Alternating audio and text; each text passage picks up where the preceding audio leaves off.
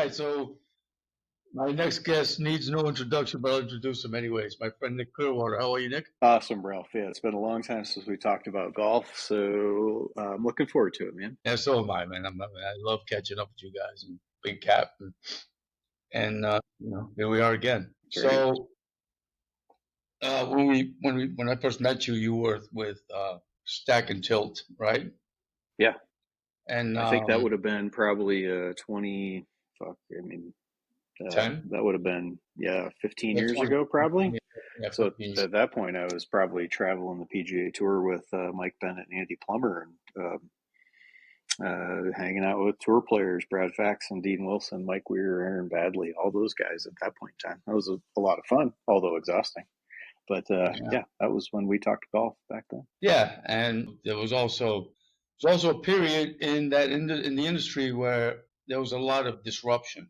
So, and to their credit, Bennett and Plummer, and I made a video about this, that they were the original disruptors. I mean, they went on Charlie Rose and they talked about this being wrong, this being wrong, this being wrong, and probably again ruffled some feathers, but I think it needed to happen.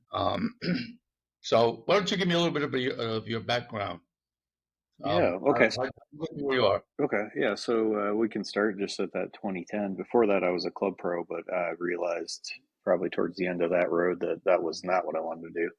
When I left college, I thought it'd be fun to be like the head pro at Wingfoot or something like that, but I didn't enjoy that as much as I thought. But I did meet Mike Bennett and Andy Plummer when I was teaching at the Tuxedo Club in New Jersey, and they were awesome guys from day one. I had really no idea what I was doing when I started teaching golf. I was just good at golf, so people misunderstood that or conflated that as though I knew what I was doing, but I did not. Like everyone else does, it's hard to get a good education on golf and learn how to teach it without some good mentors. So at that point, then I asked if they had any kind of a need, and Andy definitely wanted other people to help him. We got along great, so I started to travel the tour and went to a lot of events with those guys. Maybe 100 in total. It might have been that high. And started to teach tour players. The tour players enjoyed hanging out with me, so I kept teaching them. And even if Mike or Andy weren't around, and still to this day, Brad Faxon and Mike Weir and other players are still friends of mine for sure. So then I taught as an independent contractor, hung out in Chicago at a few different places, and my friend Kevin Weeks at Cog Hill would let me come over and hang out there. And then ultimately took the job at GOLFTEC, which is the very first one I ever had with the company, which was really at the office. Our headquarters is in Denver, where I live now, and my job was really to organize the teaching and fitting and sales systems for GOLFTEC and the almost 1,000 coaches that exists today. There were about 400, I think, when I started, maybe 500. So that's the really short story. That's really boring. There's a whole lot of other stuff in between there, but nobody wants to hear about that anyway. We'll live with the Cliff Notes, okay? Yeah, Cliff Notes it is. Cliff Notes version, and that's cool. I mean, I'm happy. I'm happy that you're where you are. You're a good guy. But so is there a relationship between GOLFTEC and Stack and Tilt? Yeah, great question. I haven't heard that one for a long time. I haven't talked about this subject in a long time. No, there isn't a relationship beyond my friendship with Mike Bennett and Andy Plummer. I would say, I guess, a lot of GOLFTEC coaches have gone through the Stack and Tilt instruction program. A lot of the coaches have gone through other programs as well, whether it's Mike Adams' program or things with my friend David Orr. I mean, there's encourage them to do whatever educational program that they really want to. No, but the foundation of how GOLFTEC coaches teach is based solely on these PGA Tour averages that we refer to once in a while. So I've got a couple hundred players that I've run through our OptiMotion system, which is a 2-camera optical system that we've done a lot of gold standard testing with markered systems. So similar to like Gears, but maybe we use something like Vicon, which is a little bit more university grade equipment that has got even slightly higher fidelity than Gears does, and some open source software, which is extremely helpful. But with those couple hundred players, when you start to average them all together, and we could get down to the standard deviations between all of the data points that we have. But quite honestly, if you just start with a very simple model, which could be the average of those 200 players, you have a very good foundational level for how to move when you swing.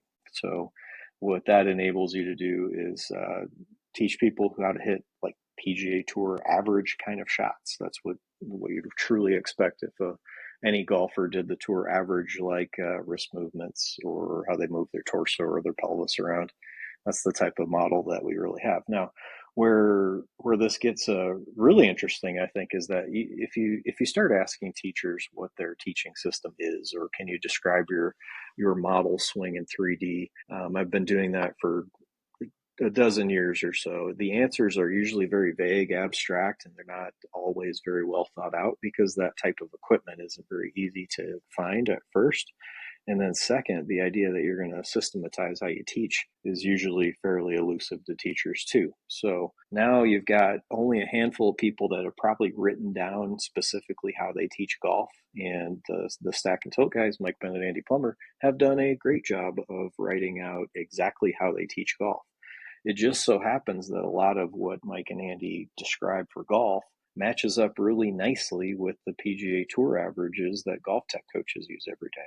It's not planned that way. It's purely coincidence, but it's not even really coincidence because both sides have thought this out really well to understand what's important and how to define the basic movements how to play golf. Awesome.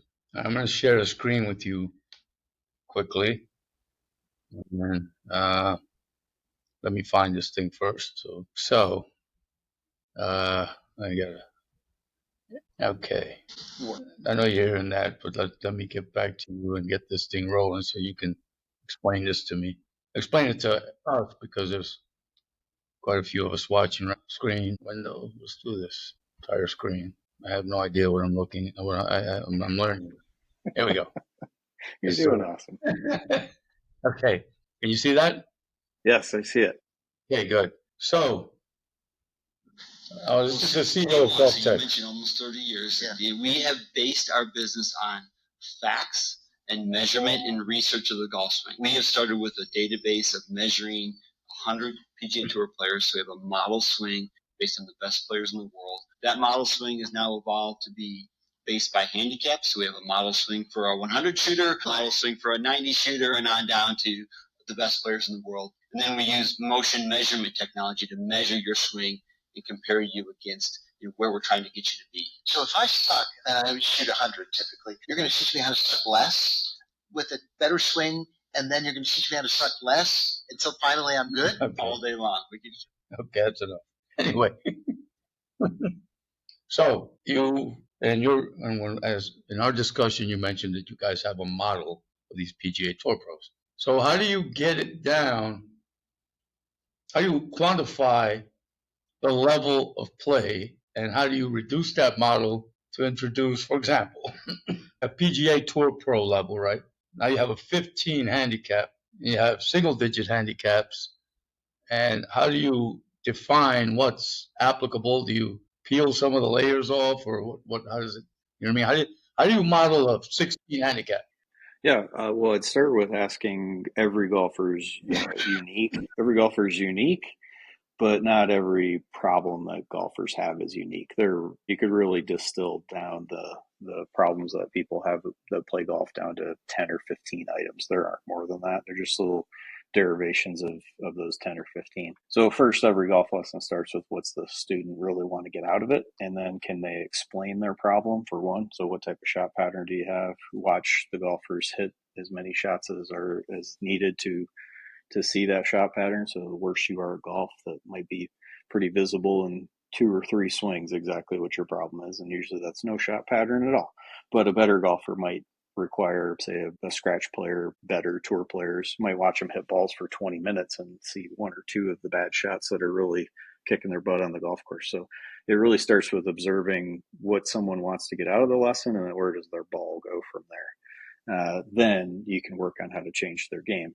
Now, what Joe's describing in that video is more of how we've taken the data and sliced it apart. So Ralph, in every single golf lesson we give, we have a self-reported handicap or average score for every golfer that comes in. So when you do a big data study of a few 100,000 golfers, millions of golfers, then you can take someone's handicap, how do they move when they swing, and start to comp those together, and you get some correlations that are really strong, and you get some weak ones too, or you get negative non-correlations, you get it all. So what Joe's describing there is that the difference between a 100 shooter and a 90 shooter, an 80 shooter, 70 shooter, we've split those up pretty well with the OptiMotion data that we have, so we can see what really separates the studs from those who shoot 100. You don't really need to go from 100 to 90 following the OptiMotion data, but we do know that moving from 100 towards the 70s player, you're going to get a couple stops along the way. One example would be the shoulder tilt in the backswing, even when the shaft's parallel to the ground.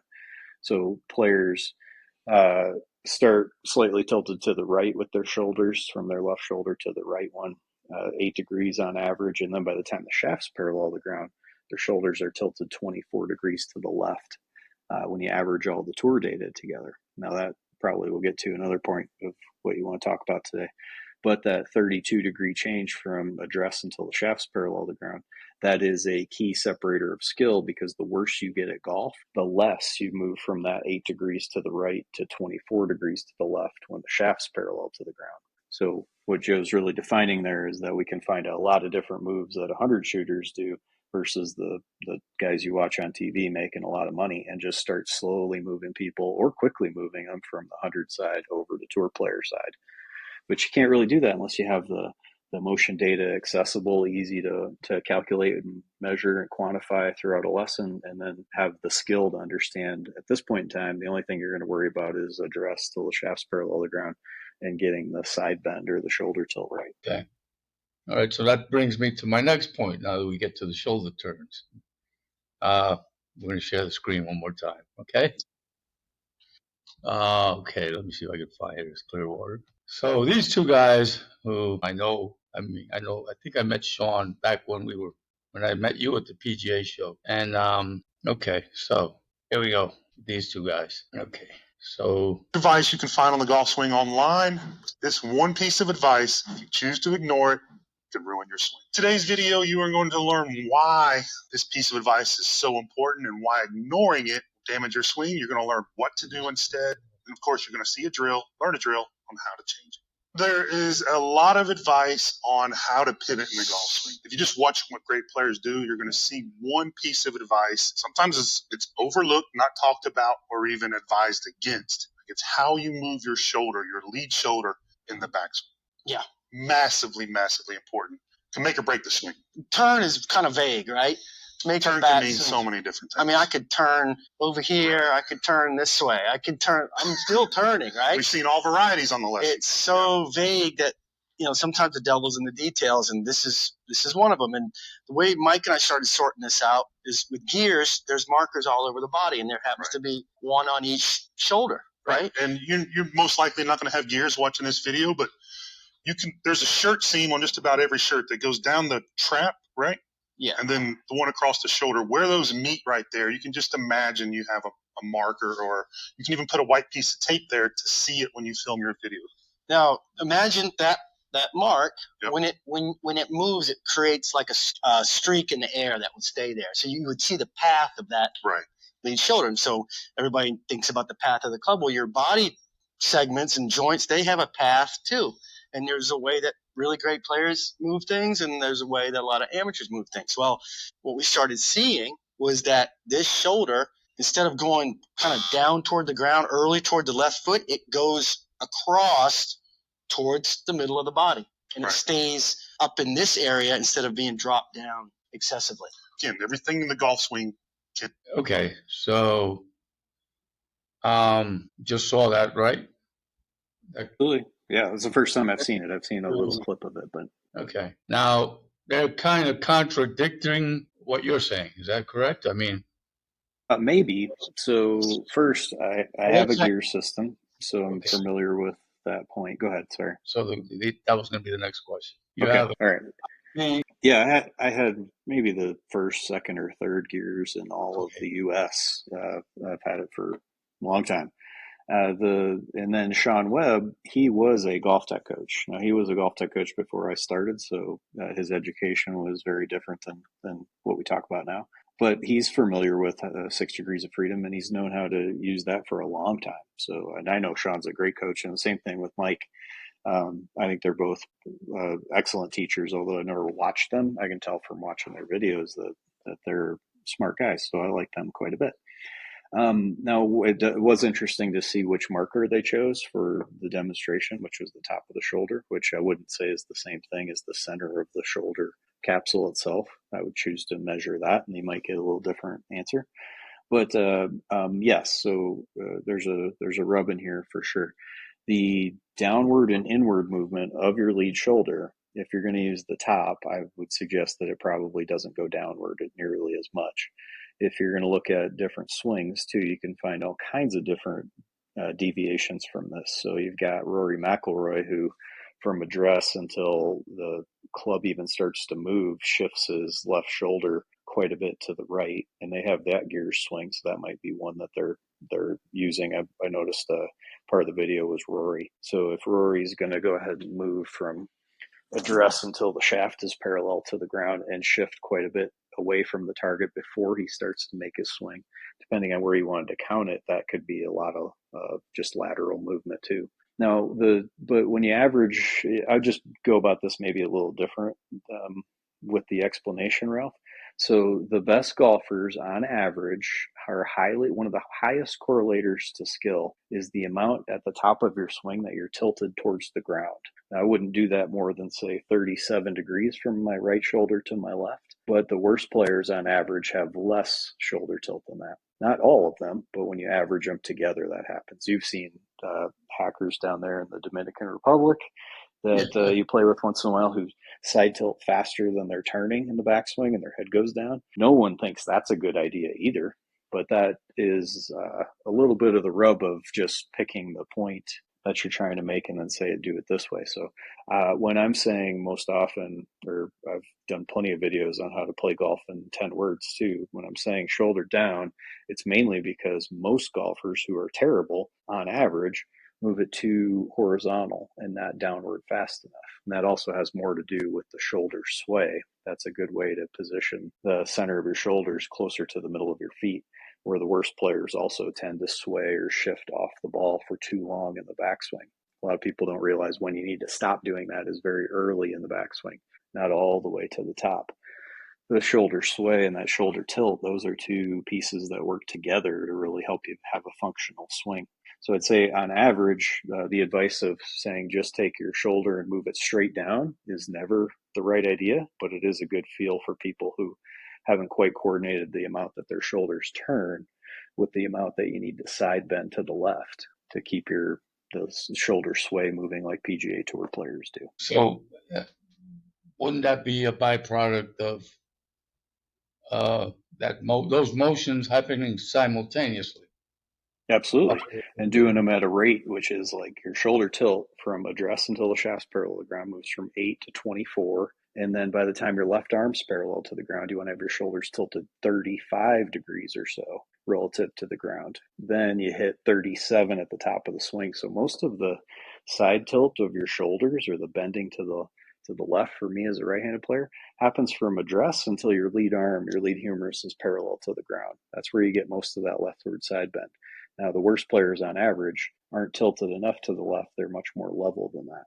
So there's a piece of advice for every single player that you would want to meet. If someone is drifting off the ball for too long, having a hard time hitting the ground in the right spot or far enough up relative to where the ball's at, then a good piece of advice would be feel like you move your shoulder down. Now, there's never a time that I would tell someone from address to the top of the swing, your shoulder only goes down. It doesn't go inward at all. That's a straw man argument if that was trying to be made, that your shoulder only goes down. I would try to move the center of my shoulder with an iron that I didn't need to hit as far as I could, almost at a 45-degree angle relative to where it started at. If you don't do it at 45 degrees, that's fine, especially if you're a stud golfer. But on average, with a 7-iron, you're going to find a lot of people that do move it about 45 degrees, and that's a good model to learn how to play golf. I'd probably cap that line closer to 40 than 45, but I mean, you're splitting hairs at that point. Wow, interesting. So you're a gears guy, but now you're on to this I'm sorry, the name? OptiMotion. It's really just the marketing branding name that we've got for a 2-camera system. Could use any camera that you want. One from the front view, one from the side is how we teach most often at GolfTec, and then that's what we call OptiMotion. And how does that compare to a gear system? It's probably within, I think the latest iteration is within 4 degrees of gears, or a centimeter, which is a half of an inch, pretty close to that. Every single frame throughout the entire swing for 93% of golfers that walk into GolfTec. The people that we don't do very well would be the same ones that any optical motion capture system would struggle with. If someone's wearing a hoodie or a big puffy jacket, or you come in wearing like Jason Day's pants, those are motion capture systems never love to get very accurate on that type of clothing. But otherwise, we're pretty accurate on that. Okay, so the stack and tilt camp would have access to your system just like they probably have gears, right? They don't. This is really just for GolfTec coaches right now. And then you've seen some of our single camera system that we've created. That's on CBS, but those really the only way you can get your hands on it now. We might work with a couple of influencers this year to get a 2-camera setup for them as well, but that's the limitation right now. So that would so you're completely removed from stack and tilt is what you're saying. You're just strictly GolfTec now. Yeah, I mean, Mike Bennett and I haven't talked in 10 years, probably, if not more. Andy Plummer, I would still say, is one of my best friends, and we rarely talk about golf. We just talk about whatever else is going on in life or the world. But we haven't talked about golf in a long time. I'm just trying to figure out if they have the same motion sensors, and I imagine they do. It's a large enough organization to dealing with enough professionals to check it out. You know what I mean? Yeah, some of the stack and tilt coaches I know have access to or own a gear system. To be super clear, the reason Andy and I don't really talk about golf anymore either is because he showed me how to measure a swing and taught me how to do it on my own. So I don't really need to even ask him questions, although we could. We just don't do it anymore. Well, you know, it's interesting you say that, because Andreas Cowley's a good friend of mine and stuff, and I'm looking at his swings, right? And so early on, you had Charlie Wee and you had the guy Axel or Troy, who won up there in the Fries. What was his name? Troy Madison. Troy Madison, and they all looked the same. They all looked the same. So that opened up a whole can of worms with method teaching and this kind of stuff. But now I'm looking at people that are like, he's crediting Andy Plummer with everything, with a lot. And if I look at his students, none of them look like those guys I mentioned before. Okay.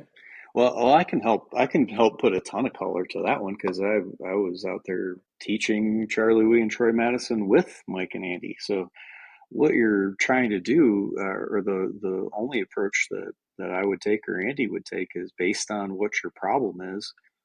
That's going to be the advice that you get.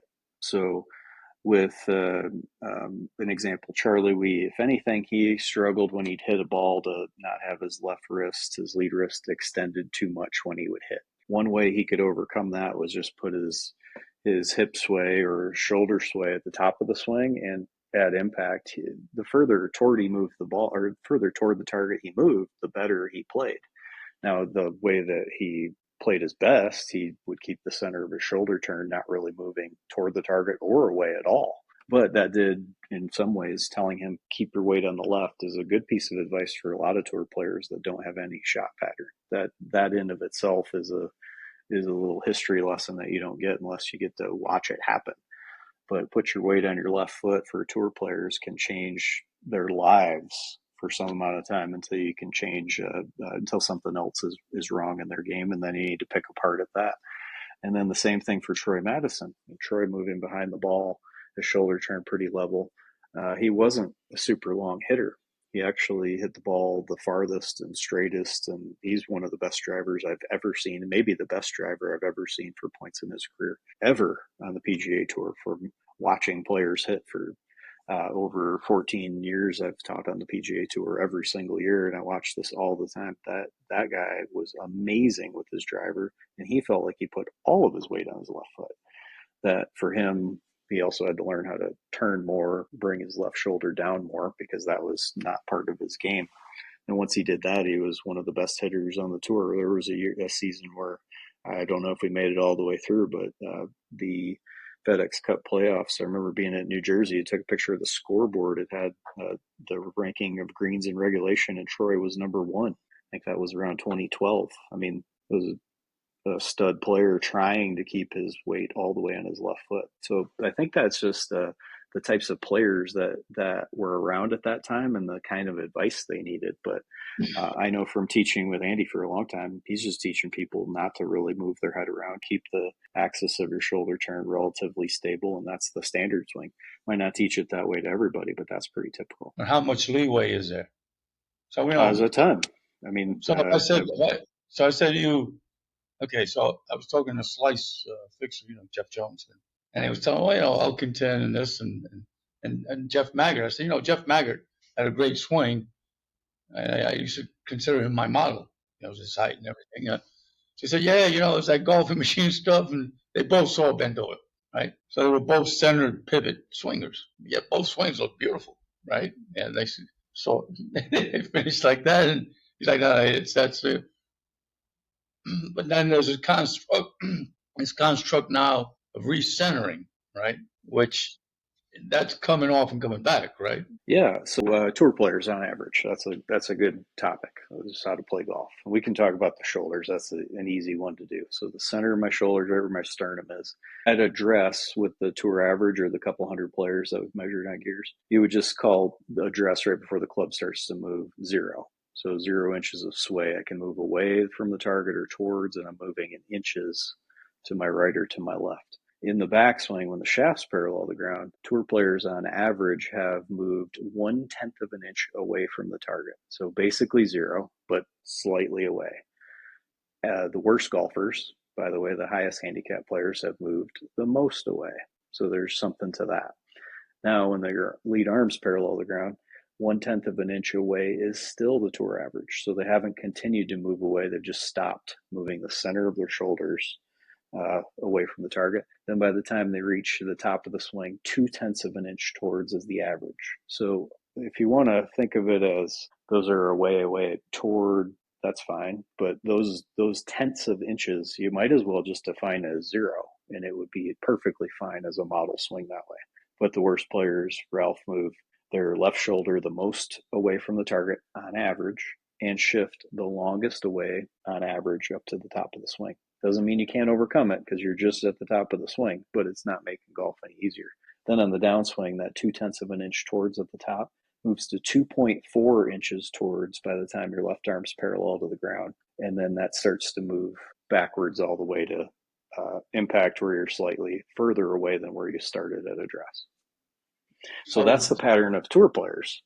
So teaching people to do that, to me, makes the most amount of sense with that one variable. And if you can't hit the ground in the right place, you'd be better off to err too close to the target or further toward the target than further away at all those points. Yeah, I mean, just based on the geometry of the measurements you just gave me, it seems like it's bulk of the movement is towards the target. And I'm right-handed, so and if I look at a guy like Tommy Fleetwood, right, and I'm watching his drills, I'm watching his caddy put the shaft right on the grip, right on his head, so that he doesn't come off the ball. I consider him one of the best ball strikers in the world. Right? Yeah, he's awesome for sure. Presses the shit out of it.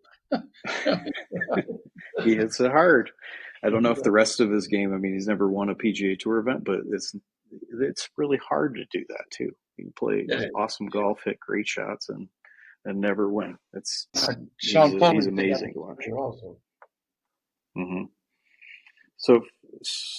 So for like Tommy to do that, he's got to control the center of his shoulders and not let him sway too far away, not shift his weight or his head over his right foot for too long. He needs to side tilt to the left while he turns, and those are the ingredients that make it easier for him not to hit that shaft that his caddy's holding up by his head. It's a good foundational easy thing to practice that may or may not help everyone, but it's that's built into Tommy's DNA of how he practices.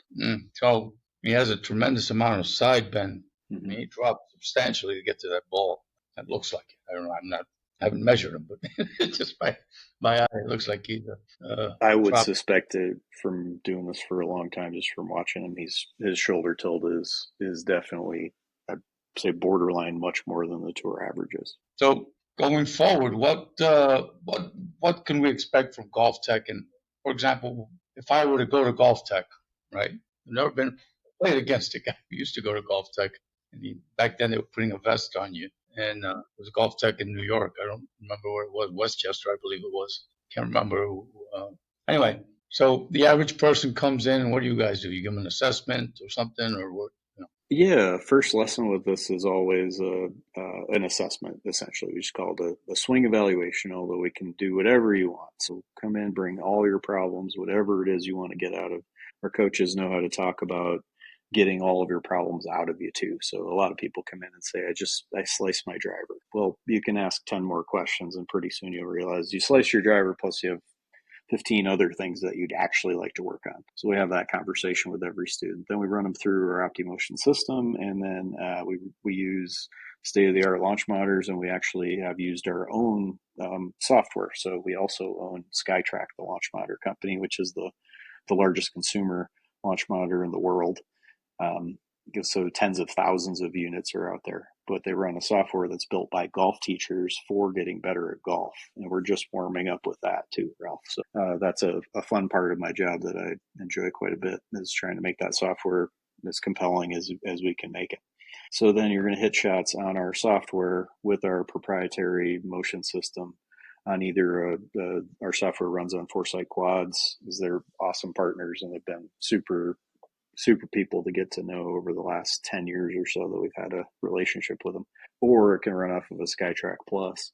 So you'll get that type of experience while you're in there with a coach that just teaches golf for a living. They don't, you know it from being around golf teachers for a long time. There are a lot of other duties, roles, and responsibilities that you might have as a club pro, but our coaches are there to teach golf, get really good at it. They make thousands of lessons a year happen. So they're rock star coaches. Then we'll lay out a plan about how you want to get better, and then it's up to the student to decide how they want to go ahead and proceed at getting better at golf. So they don't, GOLFTEC guys don't have to do merchandising or handle carts or anything like that. Okay. No, they don't want to do that. We've just built this army of coaches that want to teach golf and are rabid fans of learning how to teach golf, get better at it, and the amount of continuing education that we do from our player development team is rivals any forums that have ever been built. I'm pretty sure the GOLFTEC teaching forum, that's an internal system we have, is the largest, most active group of golf teachers on the planet. It beats all the other Facebook groups that I've seen. So the coaches are just pumped and into it and want to do a great job and always collaborating with one another or the expert teachers that we have at our headquarters. So the SkyTrack system you're describing is it photogrammetry, or how's it work? Yeah, we're definitely using photos. I still think that's the most accurate way to track a ball indoors and the most cost effective. The guys at TrackMan are doing a great job too, though. So Frederick Tuxon, who's been at our office a few times, and he's been an awesome resource over the years, and I respect that guy tremendously. They've done an amazing job of taking radar tech and bringing that indoors too. But we've had a great relationship with Foresight, so that's our preferred partner of choice right now. Yeah, no, I'm just because I have my my little Mevo Plus here. I've never used. I probably used it maybe 60 minutes in the last 4 years or something like that. But it's supposed to be a practicing device, and it turns out it doesn't pick up certain balls, certain range balls, and I just found that I didn't like that. I don't like those. Yeah. If you have like a photogrammetry system, then it's just capturing the impact interval and determining what's. So I'm looking to find something affordable, personal, and I'm just curious if you might add some. I'm not asking absolutely. The Foresight products are really good if you're going to hit golf balls outside, for sure. The SkyTrack Plus system, we've really tried to keep it as affordable as we can. so that people can set up wherever they want, indoors or outside on mats. We really don't have it built for divots or playing outside.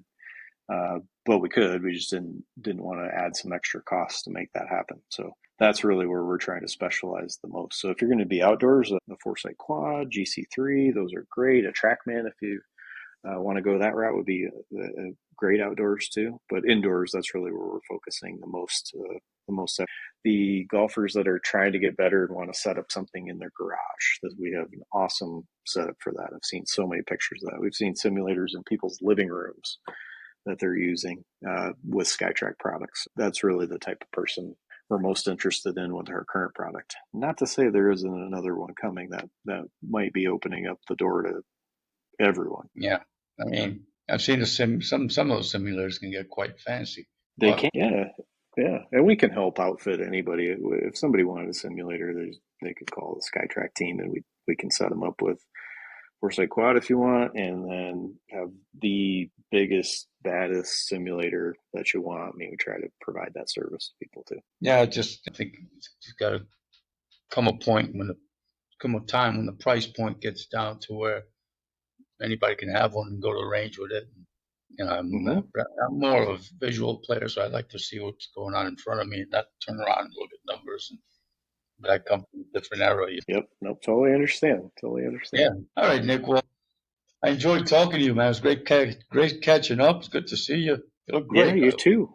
I'm glad you're doing good too. And I still remember I owe you $100 from a PGA show 15 years ago. So you got to send me your Venmo and let me know how to do that.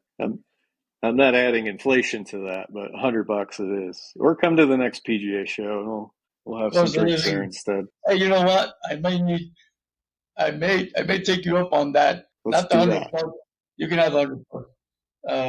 Have a beer on me, but I don't have credentials anymore, so I need to. I'll help you out with that. Yeah. Yes, come be my guest. That'll be fun. That'll be great. Yeah, that's fine. All right. Deal. If you're ever down here, though, reach out. I don't know what you'll be doing here anymore because you're not working the tour, right? I'm trying not to. I have to go to too many events already. I go to 8 events with the CBS crew already to do some visualizations for their broadcasts and talk to the commentators. But beyond that, I'm trying not to go to too many events. I get asked by a few players every year, but it's pretty hard to say yes to any of that right now. It takes a lot of time to be responsible for someone's game. And if you're going to coach a PGA Tour player and I'm chained to my desk or teaching golf here in Denver, it's hard to get away and do that stuff. 44 hours, you know what I mean? That's really hard. When I come home from work, the last thing I'm doing is texting and phone calls. And, that was a lot of fun. Like when we first, or when you had the blog going, your Gotham Golf blog, that was fun. That's what I was doing. That's how I was sharpening my sword and learning how to teach golf to anybody. But once you've done that for a long time, PGA Tour level coaching is fine. I'll still help a few players who ask for it every year. But to be responsible for more than 3 or 4 players' games is just not an easy skill anymore. And I'm not up for that work right now. Maybe someday, but not right now. I think you got your hands full. I mean, you're in an executive position with a great company. I don't know why you want to. I'm busy. Yeah, we help over 1 million golfers a year play better. I mean, we teach over 1 million lessons. So that to me is the biggest impact I can give on the golf industry. It's not an individual lesson to a PGA Tour player or even like a scratch player at a local club. That's teaching golf, I think, is influencing 1 million golf lessons every year and trying to make the coaches enjoy their day as much as they can because they're so well prepared for the next person that's going to come into them. I mean, there is nothing more teaching golf than that. Yeah, that's giving back to the game. Yeah, I was thinking about somehow getting like a golf teachers without borders down here and putting on clinics to some of the less fortunate kids and the guys that don't have a soccer mom with a caravan that could take them to the junior events and try to give them access to the game. But it's a tall order right now. I bet it is. Well, if you get that going, I'll either be down there to help in whatever way I possibly can, or we have golf teachers that might love a trip like that to to make the game a little cooler for people who don't get the chance to play it. Yeah, man, I appreciate it. You're a good guy. Yeah, I knew you would do it. I know you're trying to con me into it, but it worked. Yeah, it's the Dominican Republic, Ralph. I'll be there. Yeah. All right. You should see the beach across the street. It's a little different than the beach here in Denver. I'm sure. You're a landlocked over there. Well, you have snow, but you have snow and mountains, so I don't know. That's true. That's true. All right, Rick. Well, anything else you want to add? No. It's awesome to talk to you here. Teaching golf is really hard. If there's something I could add, it's just teaching golf is really hard. Being on the internet is really scary. There's all kinds of stuff being presented on there. Like, for example, the GOLFTEC coaches that we have to feed the Instagram algorithms and Facebook algorithms. And there are guys on my team that spend upwards of 12 seconds thinking about what tip we need to put online to try to grab some attention with some, then put people into places where they can find some real content to get better. I mean, you can't really watch an Instagram clip or a YouTube clip even and expect to get the whole story. I mean, that's part of just learning how to filter out good information and bad ones.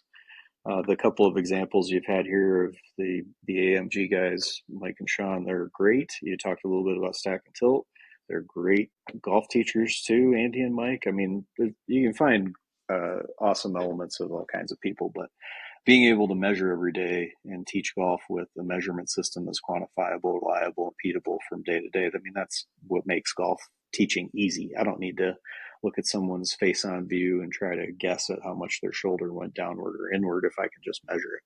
Those days of all these swing styles being radically different are slowly fading away because it's getting more and more clear that playing golf can't be done hundreds of different ways. There are maybe 5 different ways to do it with 10 different variations along the way that you could sprinkle in to change that swing style to fit what you need. I mean, it's measurement tools are what's making golf teachers better. Well, you're probably, with the myriad of information available out there, right?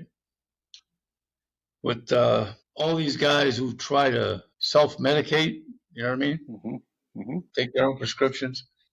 And I was telling somebody else, I was at the range one day, this kid who was starting out, and I was talking to him, and he liked the way I was hitting the ball and this and that.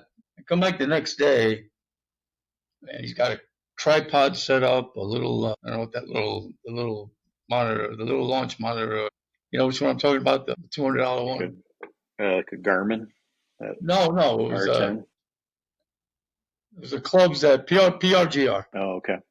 Yep. So he had one of those set up, and then he has a YouTube playlist. Good luck. I've seen this story happen a million times. It's self-medication can be fine, maybe in doses if you're lucky, but I mean, you want someone who's a professional at this to help you out. You'll just save so much time. I can't imagine trying to learn golf on my own just from a YouTube playlist. I mean, there couldn't be a worse way to do it. I'm watching what he's looking at, and I'm watching what he's doing, and they weren't even remotely close. Well, that's just it. Golfers don't know what they do. They don't know what to do, and they don't know how to do it. And if you aren't a golf teacher, like a real professional golf coach, that's golf's biggest dirty little secret is that a lot of teachers don't actually know how to teach golf. It's not really their fault. It's really hard to learn, but that really is it. And then you have your amateur golfer just on the side trying to practice, and he doesn't know what he's doing. You're explaining that. He's watching something and he doesn't know what to do, and he certainly doesn't know how to do it. You have no shot of trying to help yourself. Putting the Band-Aid on the axe wound. Well, I mean, it can get worse. So I live in a country club, so I go out there, hit ball, and I'm hitting these chip shots. You know, those 9 to 3 or L to L or acquired motion, whatever you want to call it, right? The guy next to me, I don't know what happened. I must have hit fat or something. So that immediately gave the guy next to me the license to become my teacher. So he stops what he's doing. That'll never work, Ralph. Here, let me move you around. Also, the sign of a star coach is grabbing him and throwing him around. And he didn't even know that you just did it on purpose. You were just messing around. You know, obviously. I've only been playing 10 months. What's this? I see. It's comical. But it is what it is. They're great stories. Yeah, I Great have a bunch stories. of like that. Because here, there's no PGA. So golf is like it's a new sport. It's not like baseball. Where we got major league players. You have every professional team has a baseball academy here. They're signing kids when they're 9, 11 years old based on how fast they throw the ball, and so it's a whole Japanese leagues have academies here. Everybody's got an academy here. So from a baseball standpoint, the tradition has been here forever. From a golf standpoint, most guys learn from a caddy. The guy who's got most exposure to golf is the caddy. I've been caddying for them. Let me help you out with this. The other guys just so there's very little formal instruction. There is some, but there's very little of it, and it's not like the States, so you get a lot of whatever. Anyway, I get it. It's hard to learn how to play golf and how to teach golf. You have so many skilled baseball players that you obviously see all the time, and a lot of them tend to also have a motor program or that swing defined in your brain that works pretty well because they're different. It's just moving yourself around a certain way at a particular time to be super effective at the skill. But not everybody's born that way. We see there are millions of people in the U.S. that didn't get that selection bias that you're seeing out of some of these rock star athlete kids. So they need a better way to learn than the playlist and trial and error. That just doesn't work. Yeah, I agree. All right, Nick. Well, it's great to see you again. Really enjoy it. Every time I talk to you, I have a good time. And it's good to listen to you. Great hanging out with you. We got to do it more. You just tell me when. Yeah, next time. I haven't been to Denver ever. Maybe I have. I don't remember. But you get around. You travel more than I do. So I understand. No, come hang out here. Love to show you our office. Right. Okay. All right, Nick. Well, thank you again, and I really appreciate you giving us your time and your insight on these things, and we might do another one if you're up to it. Yeah, absolutely. No, thanks, Ralph. It's good to see you. Thank you. Bye. All right.